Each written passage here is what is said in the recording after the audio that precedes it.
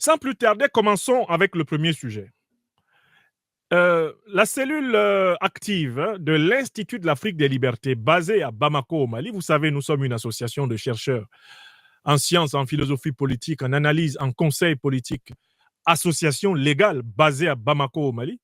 Et nous avons une cellule de veille permanente sur l'Afrique et ses diasporas qui reçoit systématiquement des dépêches, dont une qui nous est tombée, une dépêche rédigée par le site Military DZ, à l'origine écrite en arabe, qui a été traduite en français, et par laquelle nous apprenons que les autorités algériennes cherchent à imposer leur logique dans le langage de la force après avoir épuisé toutes les solutions diplomatiques. Et elles cherchent également à imposer une zone d'exclusion aérienne au nord du Mali, avec la possibilité de recourir à la force contre son territoire. Ce que l'armée de l'air algérienne a fait aujourd'hui, 28 août 2024, justement au nord du Mali, est considéré comme le premier pas dans cette direction. Fin de citation de la dépêche que nous avons reçue et dont nous donnons une interprétation rapide. Les informations recoupées nous disent ceci. Devant la défaite massive des terroristes qui avaient été installés à Kidal, à Tessalit, à Aguelhok, dans l'essentiel des localités de la partie nord du Mali, et qui se sont réfugiés en Algérie principalement, où ils bénéficient de la protection du gouvernement d'Abdelmajid Tebboune. Celui-ci a décidé de leur donner les moyens de reprendre pied dans le sol malien. Et pour cela, il les a aidés à se réorganiser pour mener des offensives terrestres, comme celle, entre autres, de Tinzawaten. Mais, depuis quelques jours, cette offensive terrestre des troupes terroristes soutenues par l'Algérie a tourné à la tragédie complète, car les forces armées maliennes, les braves FAMA, accompagnés de leurs alliés des puissances du monde multipolaire, ont broyé sans pitié du terroriste, contraignant les dernières hordes de cette engeance criminelle financée par l'OTAN depuis 2011 de s'enfuir en Algérie. Et lorsqu'ils se sont enfuis en Algérie, perdant plusieurs de leurs chefs les plus importants, ils n'ont pas manqué de rendre compte aux autorités algériennes, leurs parraines locales, de la principale difficulté qu'ils ont face à l'armée malienne. La principale difficulté qu'ils ont face à l'armée malienne, c'est la supériorité aérienne incontestable de l'armée malienne sur les organisations terroristes. Face à cette série de défaites sévères, à l'occasion desquelles quelques-unes des têtes les plus criminelles du terrorisme sahélien et saharien sont tombées ces dernières heures, l'Algérie a donc entrepris de mobiliser son aviation pour tenter d'intimider l'aviation malienne et de faire reculer l'infanterie malienne. Tout ceci ayant pour but de faciliter la réinfiltration des troupes terroristes dans les localités du nord du Mali qu'elles ont perdues depuis plusieurs mois. Voilà l'information scientifique recoupée qui nous parvient du front ce soir et que nous devons mettre à la disposition des opinions de l'Afrique des libertés. Voilà pourquoi, selon tous les recoupements qui nous parviennent, on peut noter de manière claire qu'en mobilisant son armée de l'air pour soutenir les terroristes, l'Algérie affiche clairement sa posture agressive contre le Mali et contre, plus largement, la Confédération de l'Alliance des États du Sahel, plus largement, position offensive contre l'Afrique noire. Il faut donc se poser la question de savoir pourquoi Abdelmajid Tebboune, qui prétend être à la tête d'un gouvernement issu du grand mouvement de libération nationale de l'Algérie, qui avait pourtant jusqu'ici toute l'admiration des Africains cultivés, le Front de libération nationale. Pourquoi Abdelmajid Tebboune s'engage-t-il tête baissée pour soutenir les terroristes qui ont été taillés en pièces dans le nord du Mali et dont il assure les arrières en les hébergeant tels Iyad Agali, criminel en chef, et plusieurs de ses lieutenants? Pourquoi Abdelmajid Tebboune assume-t-il en plein jour ce qu'il a toujours fait depuis plusieurs années, en duplicité, en hypocrisie et en pleine nuit? Pourquoi? Je voudrais ici vous donner les résultats des analyses qui ont été faites par notre institut sur cette question.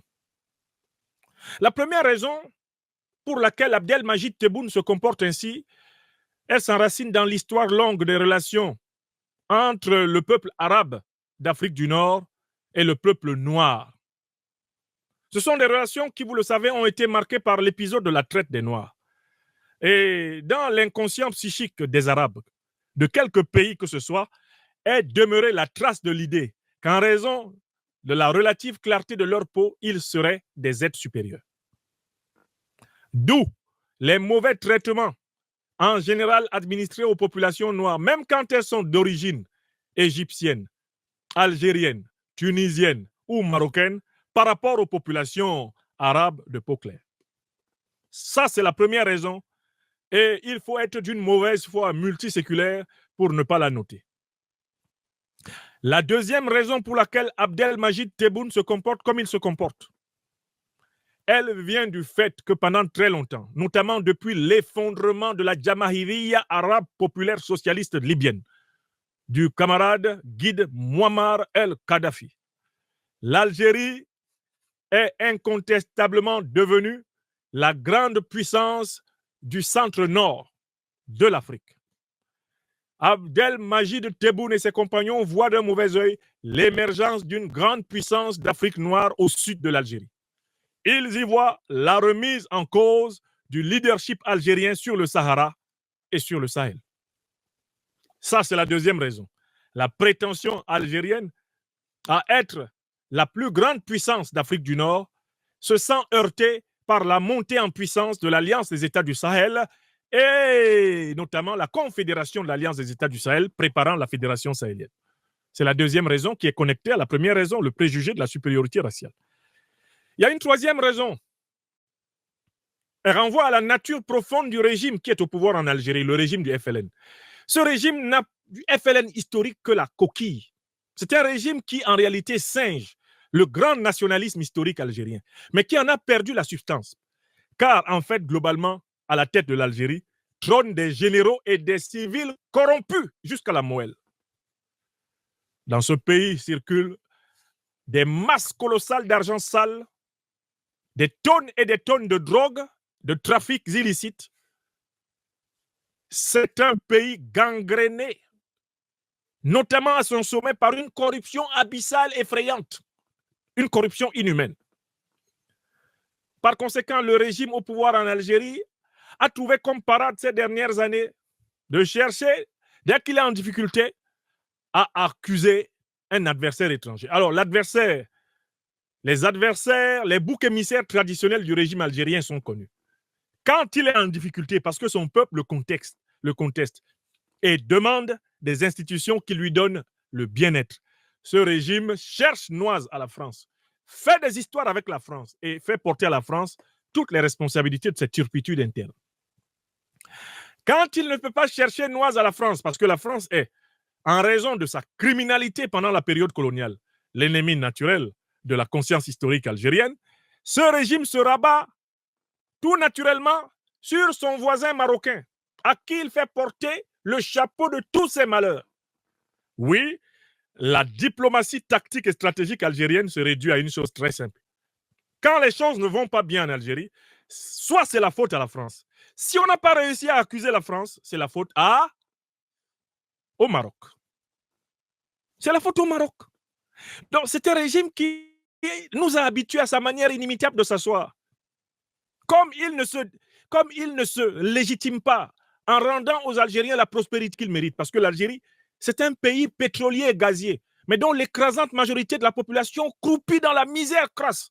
La jeunesse azérienne est dans une désespérance absolue et elle ne guette que les frontières de la Méditerranée pour s'enfuir. Incapable de donner au peuple algérien des conditions de vie dignes du potentiel gazier et pétrolier dont la nature l'a gavé. Ce régime est le plus grand spécialiste de la bouc émissarisation de l'étranger dans l'Afrique du Nord. Donc, c'est un régime qui, en interne, est moralement faible, parce qu'il ne correspond plus au FLN historique qui a combattu le colonialisme français. C'est un régime dont les dirigeants ne connaissent même plus l'histoire des résistances coloniales. Parce que s'ils connaissaient cette histoire, ils comprendraient la fraternité de lutte profonde qui unit les peuples d'Afrique noire en lutte contre le colonialisme, le néocolonialisme, l'impérialisme et le peuple algérien. Oui, ceux qui dirigent aujourd'hui l'Algérie n'ont pas la conscience qu'avaient les Ouari Boumedienne, même les Chaldi Ben Jedid. Ils n'ont pas la conscience qu'avaient les Ahmed Ben Bella. Ils n'ont pas la conscience qu'avait France Fanon. Ils ne sont pas à cette dimension. Ce sont des négociants d'or, des trafiquants d'or, de pétrole, de gaz. Ce sont des trafiquants de drogue. Ce sont des trafiquants d'argent et de blanchiment. Ils vivent essentiellement de se partager l'Algérie dans le dos du peuple algérien. L'opposition algérienne est taillée en pièces. Elle est écrasée, écrabouillée, brutalisée, emprisonnée, traquée, méprisée, matin, midi et soir. Donc c'est un régime en mal de légitimité interne. Par conséquent, il a besoin de l'hégémonie extérieure pour compenser son vide intérieur. On dit très bien que les tonneaux vides font beaucoup de bruit, mais les régimes illégitimes ont tendance à vouloir s'imposer souvent à des pays voisins pour se légitimer en flattant l'orgueil, le narcissisme déplacé de leurs ressortissants. Ça, c'est la troisième raison. Mais il y a une quatrième raison qui est très intéressante, c'est que comme à la tête de l'Algérie, ce sont des gens qui s'intéressent essentiellement à s'enrichir. Ils ont les données géologiques du contenu du sous-sol du Sahel. Ils savent que le Sahel est plus riche que l'Algérie. Ils savent que le Mali est en potentiel minier, gazier, pétrolier plus riche que l'Algérie. Ils savent que le Niger est en potentiel minier, gazier, pétrolier plus riche que l'Algérie. Ils le savent. Ils savent que le Burkina Faso a un potentiel minier énorme et diversifié que l'Algérie n'a pas. Par conséquent, ces ogres qui dirigent l'Algérie passent leur temps à se donner les moyens d'imposer les dirigeants qu'il doit y avoir à la tête du Mali, les dirigeants qu'il doit y avoir à la tête du Burkina Faso, les dirigeants qu'il doit y avoir à la tête du Niger. À défaut de les imposer, ils financent des groupes rebelles, ils financent des groupes terroristes afin d'empêcher le Mali, le Burkina, le Niger d'exploiter favorablement et bénéfiquement les faramineuses richesses que le Tout-Puissant leur a conférées. Voilà la quatrième raison. La cupidité de l'establishment militaro-civil qui dirige aujourd'hui l'Algérie et qui veut se donner les moyens de toujours avoir ses hommes au-dessus des zones les plus riches des pays du Sahara et du Sahel qui notamment sont à sa frontière sud. Voilà comment. Et je viens à la cinquième raison. Pour ce qui concerne le Mali, l'Algérie a cru pouvoir contrôler éternellement le destin du Mali en parrainant le fameux accord d'Alger. Un accord en défaveur de l'unité du territoire malien, en défaveur de la centralité de la caisse du trésor malien, un accord en défaveur de la suprématie de l'État malien sur le territoire malien.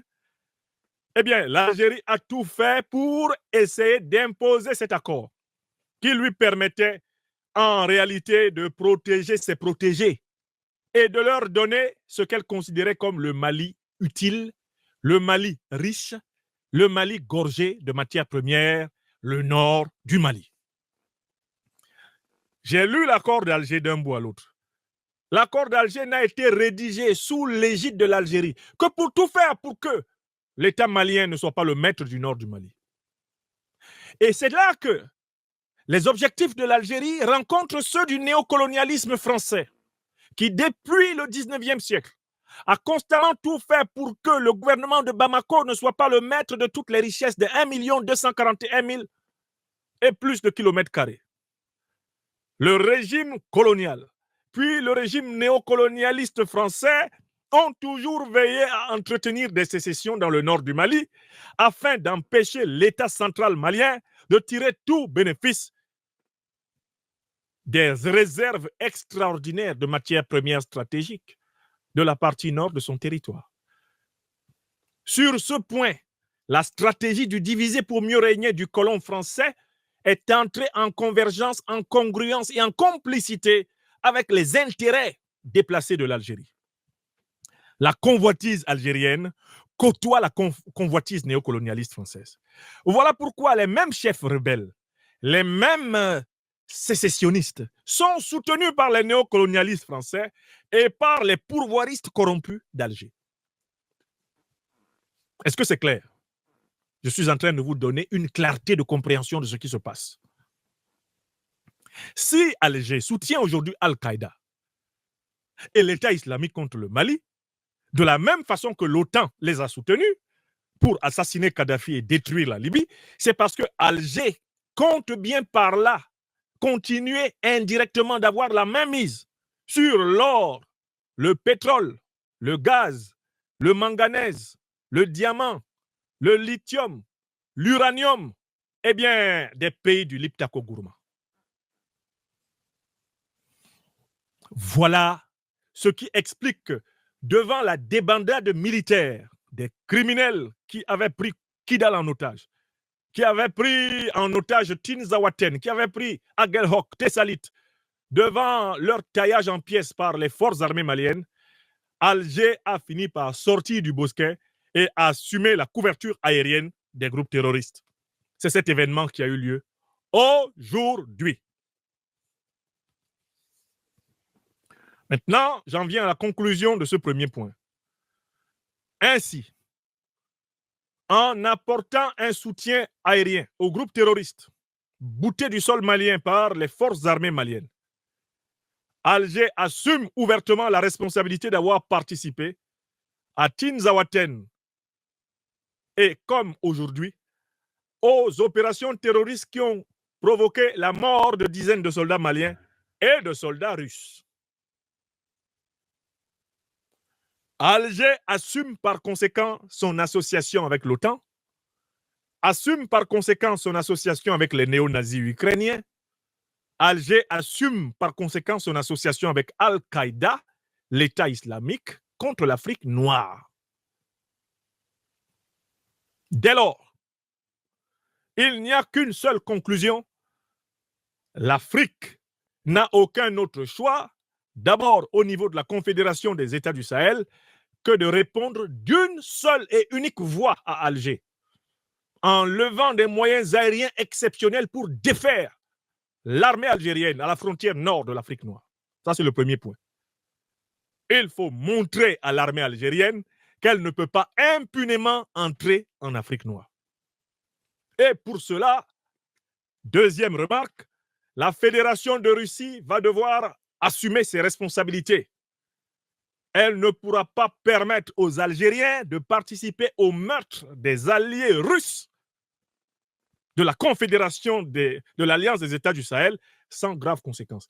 Il faut qu'Abdelmajid Tebboune perde la guerre qu'il est en train de livrer contre le Mali, la guerre qu'il livre contre la Confédération de l'Alliance des États du Sahel, la guerre qu'Abdelmajid Tebboune et son gouvernement corrompu livrent contre l'Afrique noire doit être perdue. L'Alliance panafricaniste, souverainiste, résistante d'Afrique noire doit se tenir comme un seul homme face à Alger. Alger ne peut pas vaincre l'Afrique noire. L'Algérie ne peut pas vaincre la Confédération de l'Alliance des États du Sahel. Elle ne peut pas. Et elle ne doit pas. Et nous devons lui faire savoir que l'Afrique noire ne se laissera pas faire. Ça, c'est ma deuxième conclusion. Troisième conclusion, maintenant les choses sont claires. Tous ceux qui jouaient au lâche à travers le Sahel et qui passent leur temps dans des querelles intestines de politique nationale, tout cela maintenant, on voit très bien avec qui ils sont. Je lance un appel à toute la classe politique du Mali, à toute la classe politique du Burkina Faso, à toute la classe politique du Niger, à toute la classe politique africaine, celle qui prétend vouloir vraiment servir le bien commun des Africains, pour renforcer davantage la cohésion interne, la cohérence interne, renoncer au projet individuel de confiscation du pouvoir pour se livrer corps et âme au projet de défense de la civilisation négro-africaine menacée de disparition.